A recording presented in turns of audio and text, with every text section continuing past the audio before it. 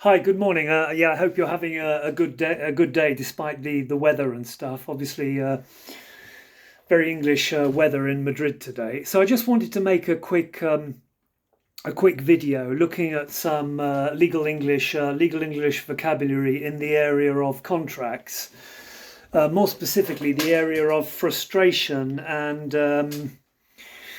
the area of frustration and force majeure in contracts. Now, frustration and force majeure are very similar ways by which a party can exit a contract legally without any financial consequences. But there are some differences between the two. Now, first of all, force majeure was very relevant during the pandemic. For example, in leases or rental contracts where a company was renting a premises for its activities and was no longer able to use that premises, then in that case they could resort to the force majeure clause to be able to postpone payment of the rent for 5 or 6 months until the situation returned to normal and people were able to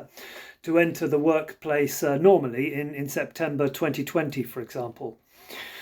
Now, if there wasn't a force majeure clause in the contract, then at least under UK law, it would be possible for the party, for example, who wasn't able to go into their rental premises to claim frustration of the contract and to have the rental contract discharged or set aside. Now, those are one of the major differences between force majeure and frustration. In frustration, the contract is set aside, whereas with a force majeure clause, the contract is basically postponed until the situation returns to what was happening when the contract was valid.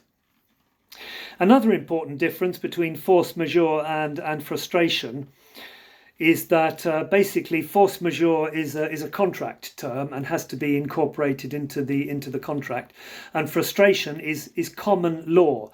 And even if frustration isn't included in the contract, one of the parties can still claim frustration if the circumstances permit, in order for the contract to be set aside or discharged. Now, if there is a force majeure clause in the contract, and there is another clause for frustration, then in that case, the clause, the frustration clause would take precedence over the force majeure clause. Although frustration, as I said, is usually a common law term and won't be expressly included in the contract.